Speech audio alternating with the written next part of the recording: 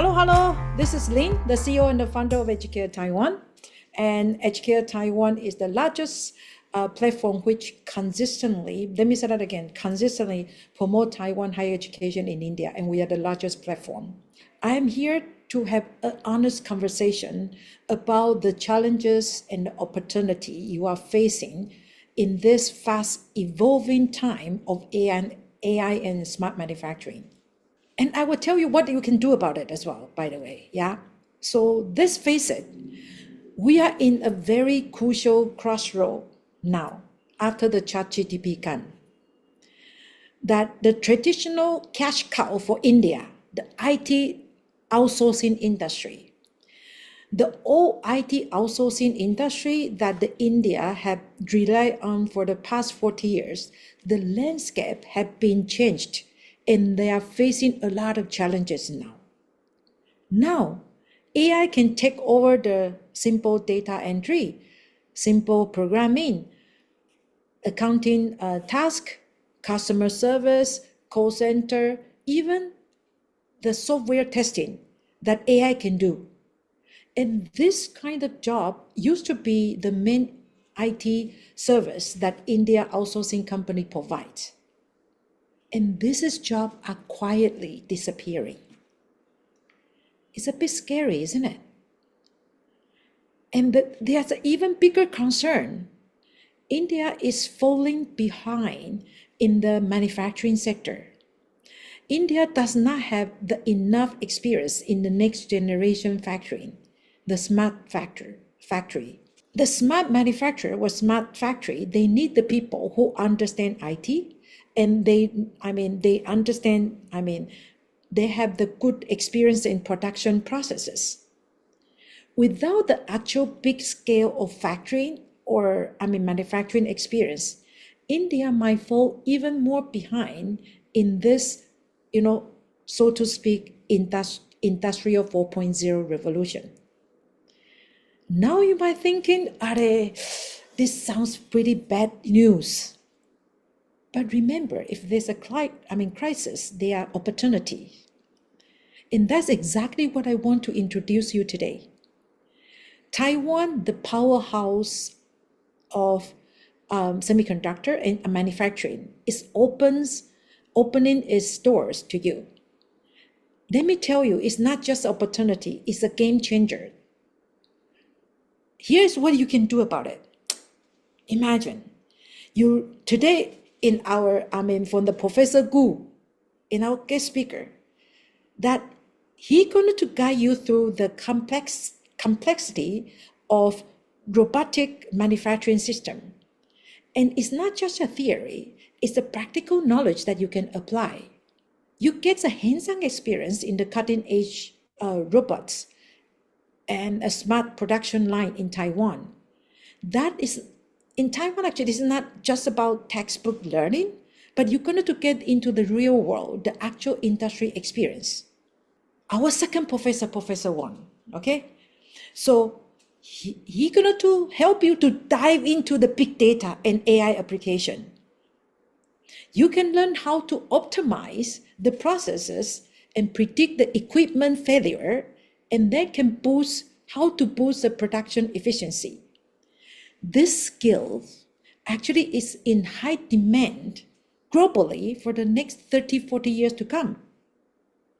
Now, imagine you, after study few years in Taiwan and working few years in Taiwan, you go back to India. You are not just IT engineers. You are a leader. You are a leader. You are capable to drive the intelligent transformation of this manufacturing sectors. So you will be at the forefront of the India manufacturing revolution. Yes? So you can make the real impact on your country's future. See? Now, if you are ready ready to take this jump, if the answer is yes, then do pay close attention to our guest speakers, what they have to share today. This would be the first step toward your extraordinary future. Thank you. That was my opening. Our first presenter is Professor Wang. So Professor Wang, the stage is yours. Yeah, sure. Thank you. Hello, everyone, and good evening, right? Okay, so in the beginning, I want to introduce myself. Okay, so my name is Coach Wang. Okay, right now I'm the assistant professor. Okay, in computer science department. Actually, our full name is like the Department of Computer Science and Information Engineering, at National Taiwan Normal University. By the way, I have a QR code at the right bottom corner. Okay, if you want, you can take your cell phone and scan the QR code. It will connect to my website. I actually received my PhD from the Ohio State University, USA, and I joined NTNU around 5 years ago. So I actually direct the lab called Visual Data Analysis Lab, and I put a picture. Okay, just here. Okay, they are both either my lab alumni and also our current lab. Okay, so my lab actually is like quite diverse lab. Okay, like you can see like some student. Okay, they are from Australia. One student from Australia and from Hong Kong, and also maybe you cannot recognize, but one of the girl is from Indonesia, and of course most of our students from Taiwan. Okay. Today I would like to just like share, okay, only 10 minutes, but I would like to share my research interest quickly. So actually, my research interest in actually can be separated into like three categories, but all about the data, okay, because it's like AI and the big data era, okay. So like you can say, first of all, the green part, okay, sorry. And one of my research interests is about large scale data process. In short, just like if you have too large data, you cannot transfer data to somewhere else. You cannot store data. What you can do? Okay, try to make it smaller. Okay, develop some algorithm to make it smaller. I also interested in data visualization. Okay, I believe everyone, okay, maybe also use the visualization skill every day. Like you have data, you want to show the information to your friends, to your classmates, then of course you have to use like a bar chart, line chart, something to show it. Okay, but how to quickly or efficiently show it, that is a problem. And data analysis is a very broad term. Okay, like you have data, find the variable inside, and yeah, just apply it to some like real application. Okay, I have like three major research interests, and they are all about data. So I would like to quickly go through them like one by one. Okay.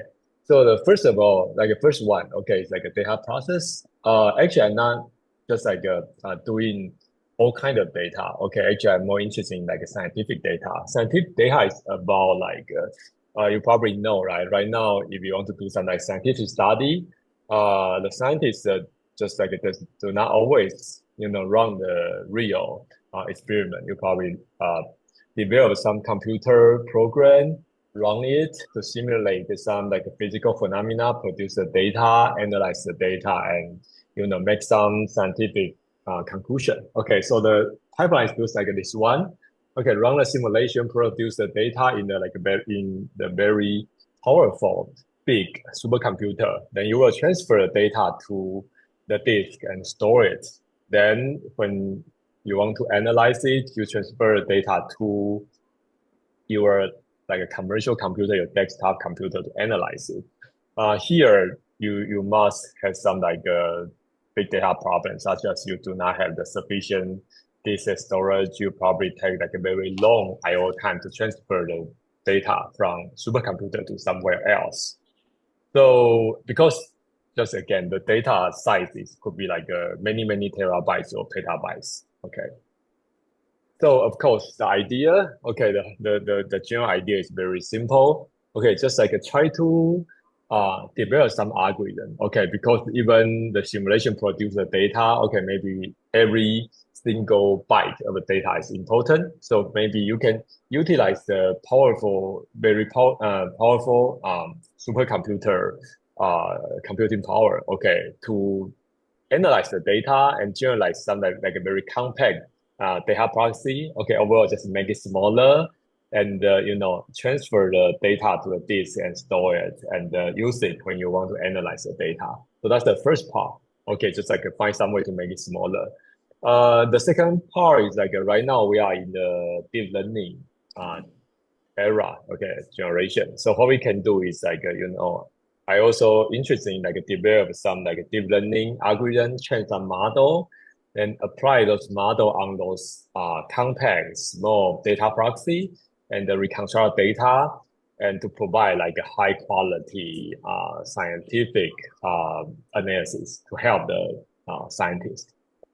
Okay, so this is just a very, very simple example. Okay, just like one of the technique I developed. Overall, I just like try to analyze this in the supercomputer, make it smaller, and use some deep learning technique to reconstruct data, then visualize the data. This is like a dark matter density data set, dark matter. Okay, anyway, just like you can see, like the G, okay, the right bottom corner figure is like a generate by my approach, and the top left corner, okay, that one is the ground truth. Okay, it's the ground truth data. You can see like my technique can make a size only like 2 or 3% compared with the raw data, but you can see these two image they are like pretty similar. Okay, so that is what one of the one of my research interesting. Okay, to process those scientific data, make it smaller to help the scientists to easily analyze their data set and find some like a new scientific discovery. Okay. Then I'm also interested in like some like automatic visualization generation. Okay, as I say, you probably try to generate the visualization every day. Okay, for example, present to your advisor or your classmate. Okay, but to produce a visualization, I should say that produce the proper visualization is not so easy because you have to understand your data set, and you probably have some question or some information you don't come back. And based on the question you have, based on the data property, you probably have to choose like what kind of the visualization plot is the best. So it's not like very easy. So the first problem is like I just say it's about the visualization literacy, because to choose the best visualization plot is not the easy task. You have to learn and has the knowledge to choose it. And the second problem is like the tool. Okay, because right now if we talk about the visualization, it's not just something you draw on the paper. Okay, usually we are talking about something like you produce on a computer. You probably have to learn some tool. You probably have to learn some programming language to generate the visualization for you or for your friend. Okay, so that has some problem in between. So I always want to develop some tool, okay, some technique to help people to generate the visualization easily. Nowadays, we have, LLM, large language model, that actually can help us a lot.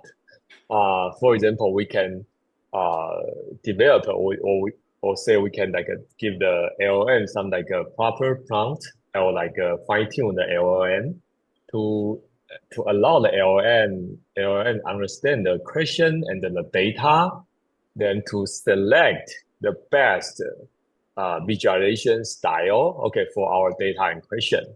And also, I believe a lot of people has the experience, right? LLM can help you to write some code. Okay, you just tell them like what I want to do, please write it in the Python code, and you can generate something very nice to you. And we can try to customize the LLM to help us generate some like Python code, and we can run the code to generate the visualization. So we can use the LLM to help us to tackle the visualization literacy and also the programming language problem to help some beginner, okay, to quickly generate the proper visualization to communicate with like advisor or friends. Okay, that is like one of my research interesting. And now the LLM can help us a lot.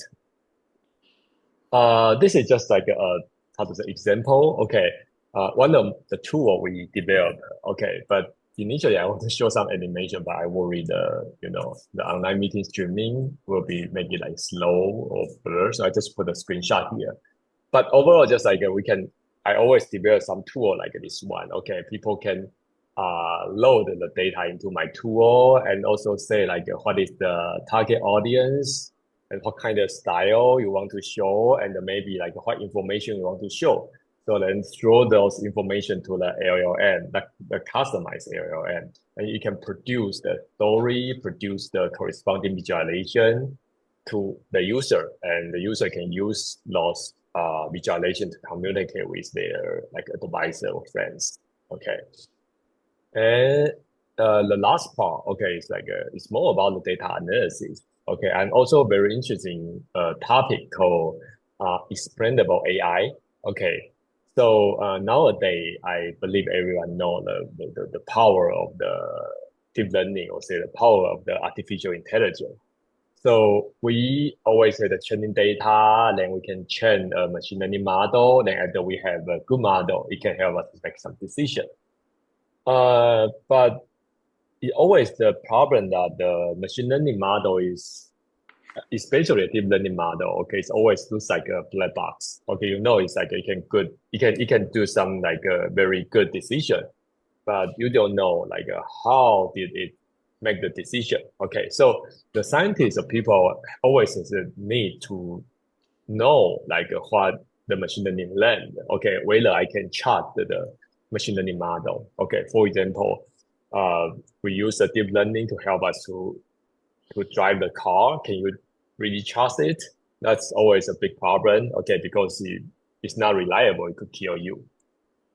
So we had a need to understand like the machine learning model. So right now people try to develop some algorithm, even some like interface, then to help the scientists or just like people, maybe scientists or machine learning scientists to understand like what information is learned by the machine learning model.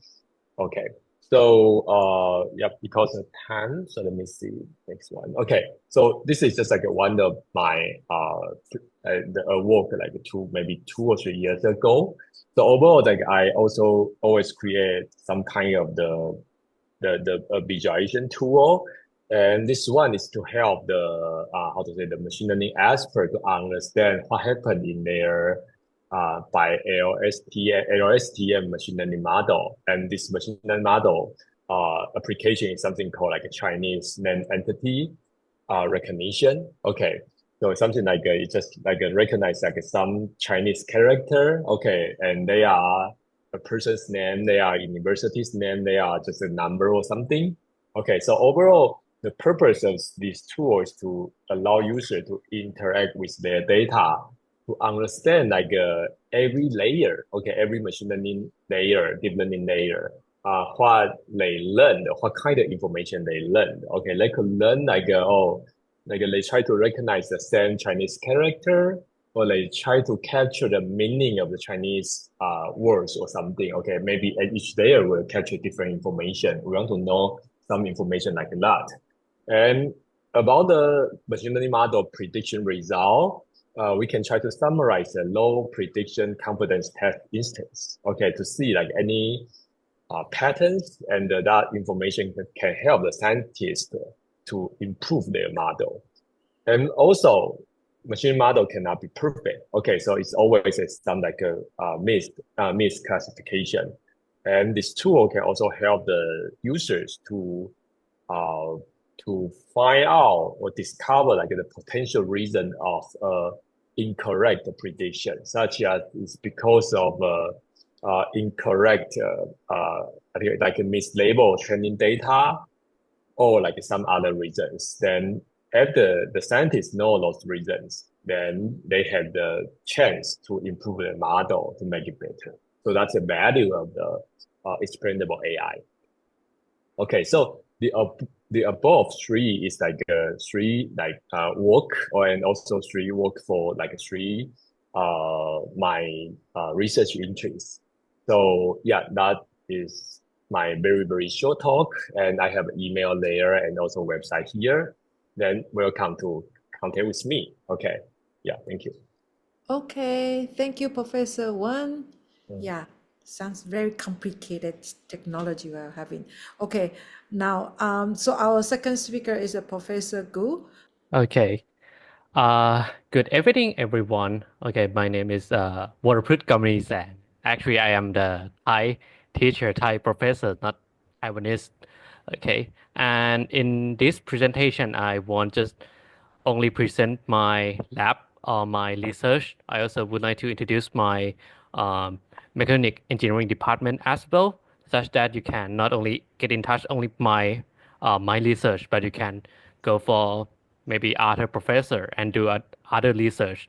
Okay, and the outline is gonna be go for the personal background first, and then I'm gonna introduce the mechanic engineering of NTNU, and then I'm gonna explain what are our missions in our labs, and I'm gonna show you some research results and show you some active research and active research. Okay. Um, Okay, for my background, like personal informations, my name is Warpit Kami Sangs. So far, I am assistant professor. So in every Thai people, we have like nicknames. Okay, you can call me Bung.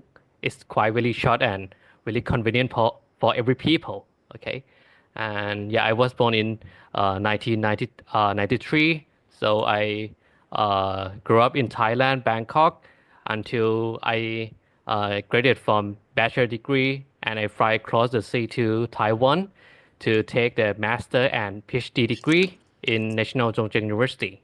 Okay, so I have lived in Taiwan for 8 years, so I can speak Chinese quite fluently.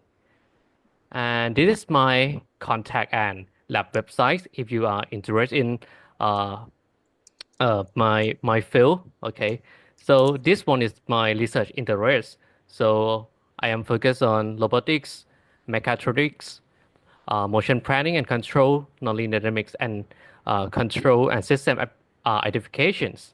Okay, so if you have no idea about this one, I'm gonna show you later. Okay.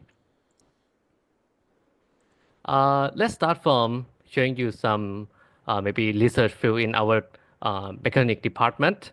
Okay, so in our department we have 15 full-time faculty members with four major research fields.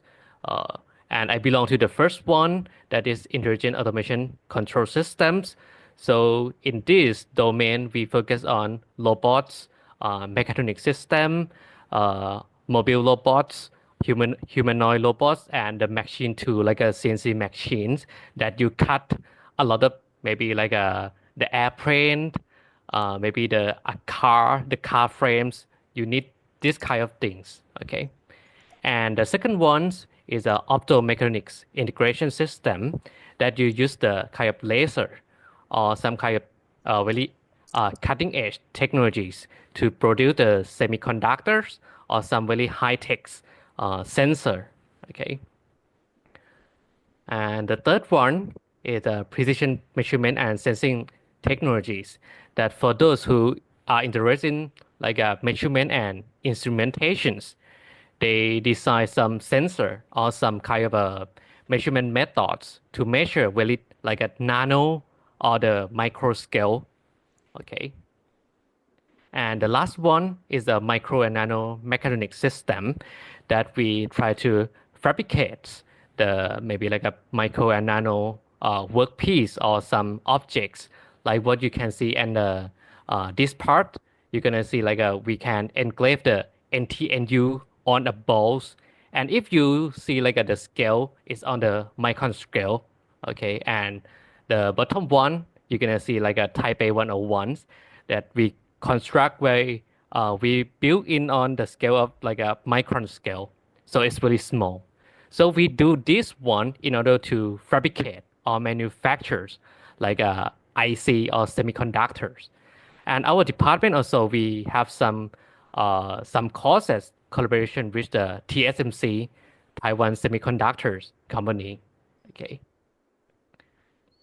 And yeah, that's all for the department. And now we move to my labs. So my laboratory is titled Advanced Mechatronics Laboratory, or you can say it like a AML.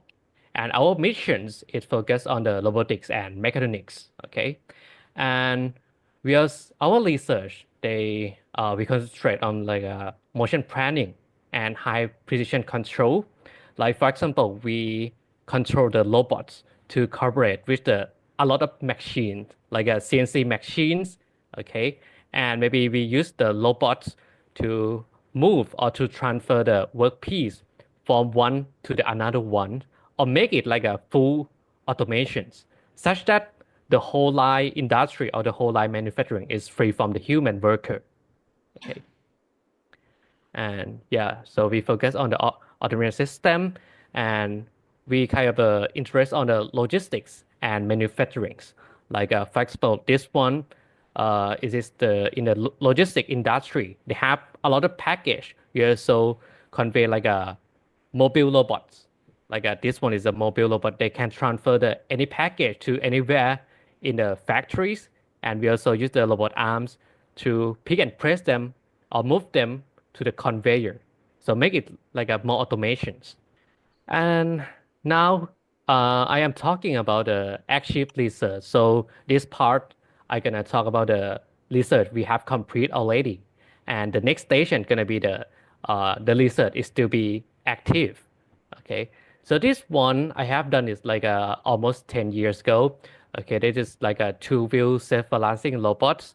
It's like the serving robot in like a restaurant. If you maybe I'm not sure in India, but in Taiwan, many restaurants have this kind of robot to serve you your meals when after you order your food. Okay, so this one is quite a little bit old, but maybe uh, let me skip some.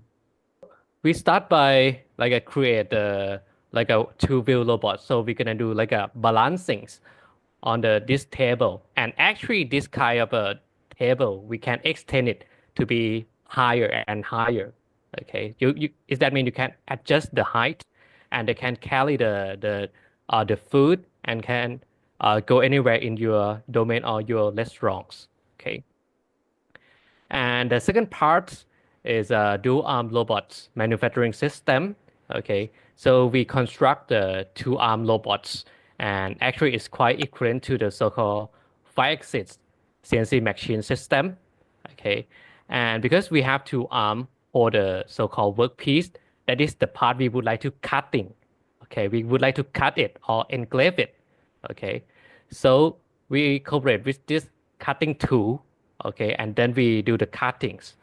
So the normal robots cannot do, you can do this kind of stuff or this duty. So we specially design this one in order to perform like automations and machinings. So automation here is mean like you load and unload or pick and press your workpiece, and then you do the cuttings. Okay, and now I am talking about the research is still active. It's undergoing the research. Okay, nowadays I'm doing like a three research. The first one is the physical human robot interactions. So as you know that nowadays robot have like a come to our daily life. I mean work together with a human. We share the same space, the same workspace together. So human gonna concern about the safety. So we're gonna concern about the safety first. Okay, and one thing we're gonna do, I mean, most of the commercial robots, they're gonna have the sensor inside the robot. But nowadays, like people gonna reduce the cost. So some robot did not have this kind of sensor. So the safety is still gonna have to come first. So we would like to like design the so-called sensorless collision detection and reaction, such that when robot like impact or collide with the human body or the environment, they can stop. They can know they crash something. They can stop and maybe return to home positions. And another application we can do on this one that we can use the robot to help us to like for the heavy part assembly. For the like a middle part, okay, like a the normal part assembly is quite easy, so human can do it. But for the very heavy, very heavy objects, it's quite impossible for only one human can do.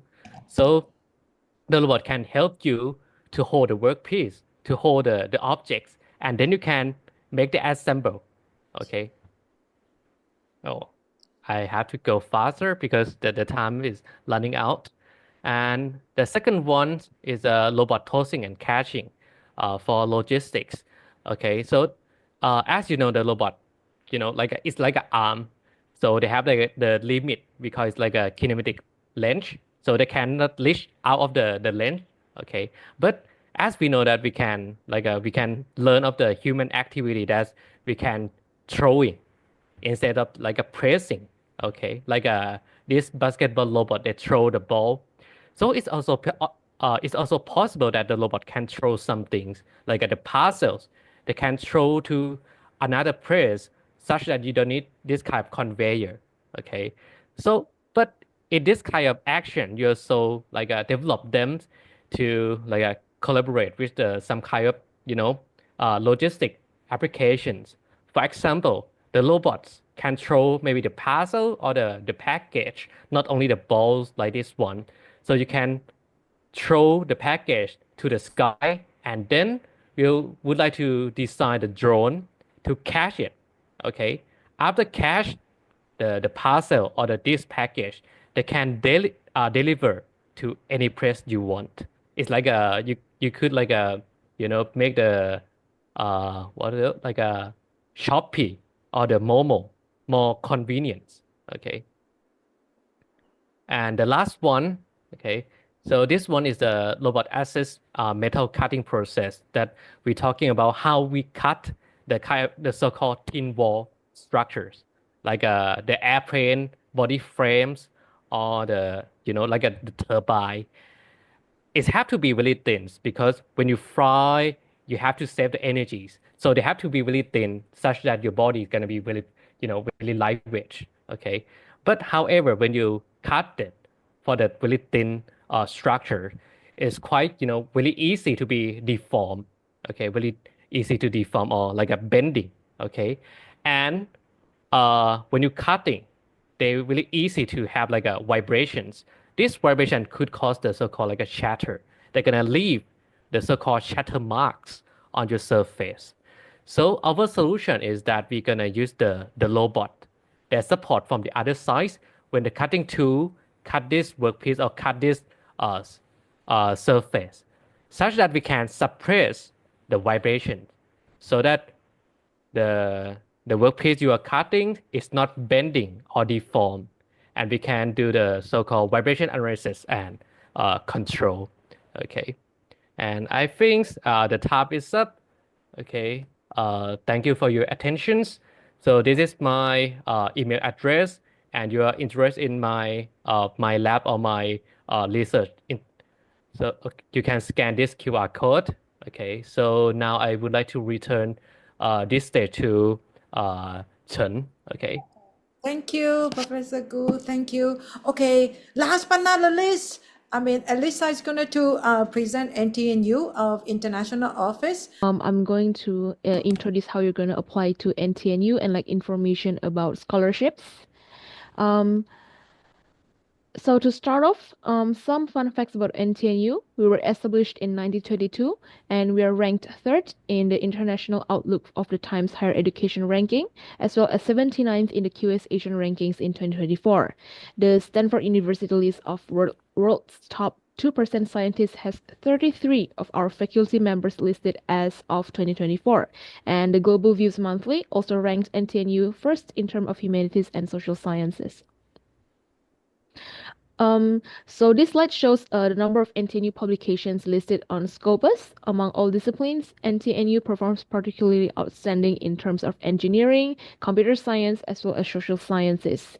The graph on the left side is the figure showing NTNU's publication up to 2024.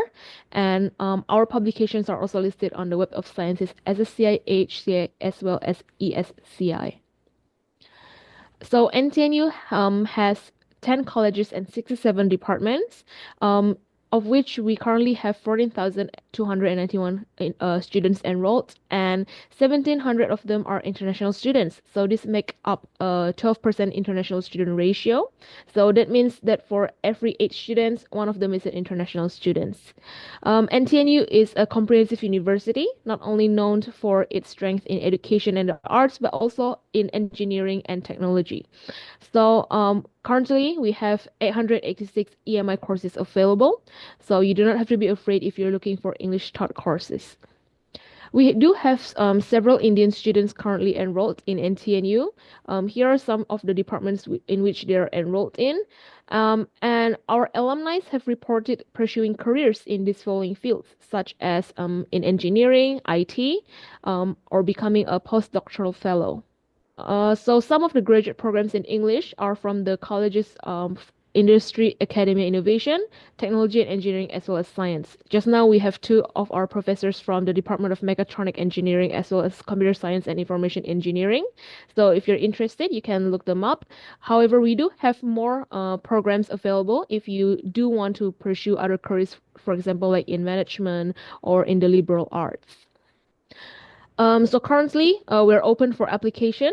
We opened in January 2nd and we will last until March 3rd. So after applying, you'll receive your admission notification in May 2025. But if you want to do a spring intake instead, you can apply in July 1st until September 15th. And you'll receive the admission notification on November. You can scan the QR code here where you can go to our admission website.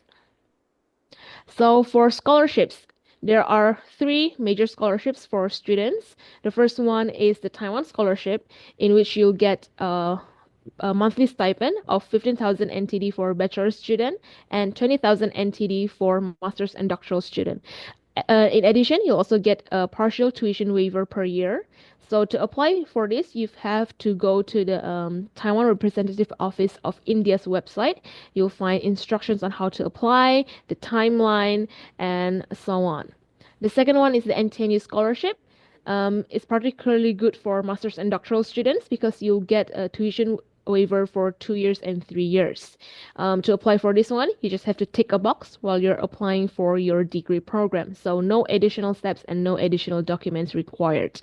Another one which is might be interesting for doctoral students is the NSTC Graduate Research Fellowship, which offers a monthly stipend of 40,000 NTD. So you could either enroll before you're enrolled in NTNU. You can apply directly to the NSTC website, or if you're already enrolled in NTNU, say you're a second semester student or a second year student, you can apply to your department directly. And the deadline for each method are listed below. Of course, we also provide student housing. So we do have a dormitory with a price ranging from 6,000 to 26,000 NTD. And this depends on the room types because we have 3 rooms, which are for 2 people, 4 people, and 6 people. The dorms are equipped with good amenities such as cafeteria, gym, study rooms, and convenience stores. So everything is within reach. And one thing to mention is that if you want to pursue a career in Taiwan, Chinese is quite important. So we do provide Chinese language support for our degree students. There are one-on-one tutorials, Chinese credit courses, as well as our world-renowned Mandarin Training Center. So for the Mandarin Training Center, a lot of people from many parts of the world come to Taiwan to study in our MTC. It offers a small class sizes, averaging from 6 to 10 students per class. And there are different programs such as one-on-one classes or a 3-week express program, online programs, as well as customized programs available. A fun fact is that if you're a degree student in NTNU, you get a discount for studying in MTC. So unlike the normal students who have to pay the full tuition fee, you only have to pay a certain amount. And then if you are not ready for a full degree program, we do also have a short-term internship program, which are the Taiwan Experience Education Program, as well as NSTC International Internship Pilot Program. So our departments take part in these short-term internship programs. On the left side, you can see the departments listed who are participating in this TEP project, as well as for the NSTC one, you can go to their website and see who are the available mentors. And this usually changes every year, so you can check the website out to see the most updated information. So as mentioned before, NTNU is part of the NTU System Alliance. So if you're enrolled in NTNU, you can take courses or classes as well in NTU or NTU-ST.